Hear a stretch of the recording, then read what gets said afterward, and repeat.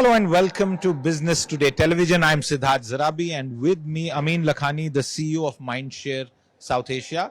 Welcome to Business Today, to the Business Today multiverse right behind you, as you can see, Wow. on stands, online, on air. On air. And we are here at the Goafest, Right. and that gives me the opportunity to ask the first question.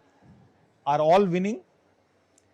Yeah, I think it's India and it's a multiverse country, and I think everything continues to win in India as we speak today. I've had a long list of eminent people like yourself on this very same chair give me more or less the same view when it comes to the big questions that have arisen out of the IPL. Who is winning the game? Not the game on the field. Right. We get to know that on the 28th. But Right. who is winning as far as the advertising war, the war for the customers' eyeballs is concerned? Yeah. So while I'm a great proponent of the digitalization and the digital transformation that our country is seeing, but I don't think we can write off TV in India. There is a lot that TV can do, and the numbers itself are in favor and are showing us as to how people are still spending that kind of time. It is still the highest reach medium. It is still the most efficient medium in the country, and therefore it's not yet time to write off TV, especially in India. How different is the Indian TV market from other markets? I mean, because we are dominated by advertising, and pay is only a certain portion. Overseas, in certain categories, for example, pay is 100%. Right.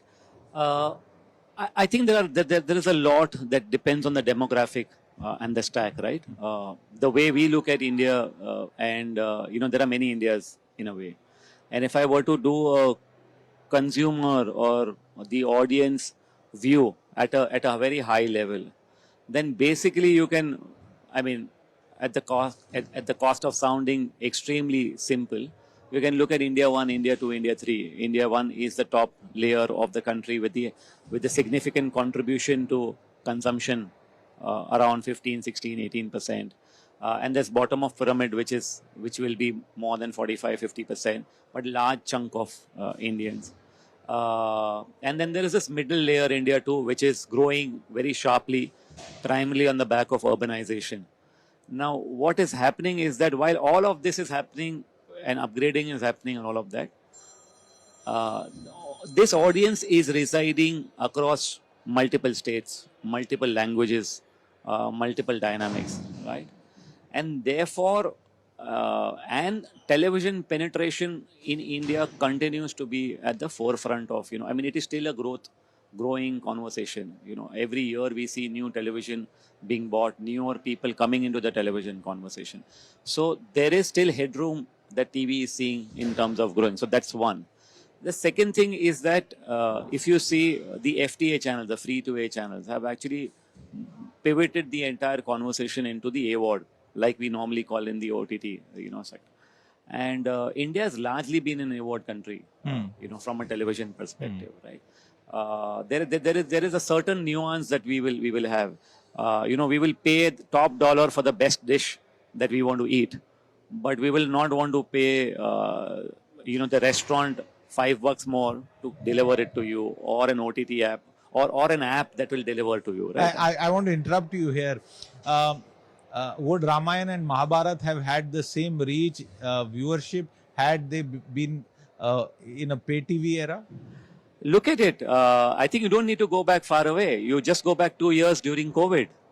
And when the original content production stopped, Star TV actually got the rights of mythology, right? Put it up on air, and you see the rating, television rating just came back. So I think it is not. Please understand that audiences want stories, audiences want great content. So content is still king. Content continues it's not to be about the king. One medium versus the other. Content continues to be the king. What are content preferences? And the reason I ask you is not from a content producer, but more from a creative ad spend decision making perspective. What kind of content rules today? So if you see, for example, I think we've kind of come a way where when we look at it from a media perspective, there's a very simple principle we follow: money flows where there are eyeballs, right? And therefore, whatever people are watching is where we are kind of doing. Like for example, I don't know how many people know that the top show in Indian television today is from Dangal. Where is the second show from? And the top one is Anupama. No, that is from Star. And Okay, that's from Star. That's the perception, right? Okay. So, for example, the top show on is Dangal. The number 2 show is also on Dangal. But if you generally ask people, generally perceptionally, you will feel that it is one of those, I mean, it would be Anupama or it would be on Star and all of that. But reality is that people, if you look at absolute viewership, the entire pivoting has happened. And Regionalization. who watches Dangal? There is significant amount of play. It is thanks to the FTA packs. The distribution has gone in that direction. The free dish conversation, penetration is significant. People are spending time. People love Hindi, but in the markets where these channels do well, they love Bhojpuri more than they love Hindi. So I think the regionalization story continues to ride over and above everything there. If you tell me a good story, I like it. If you tell me in my language, I like it more, and therefore it will be my natural fit to go and spend some time over there. Okay, and since you're talking languages, what about English? I think English in the top layer continues to play a significant role.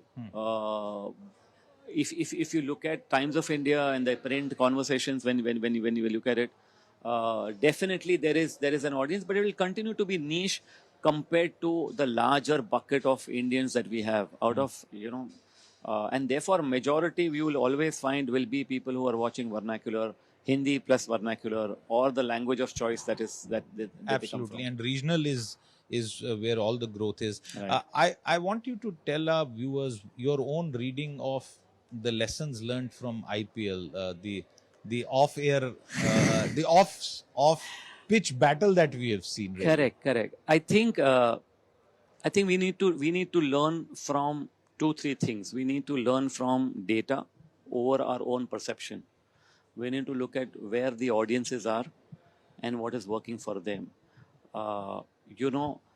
Sometimes the social media buzz, the social media myth can color fair amount of judgment. What do you mean by social media myth? So, for example, the claims or some of the claims that are being made against an established medium may or may not have been true. I think we should wait for data to pan out in a particular way.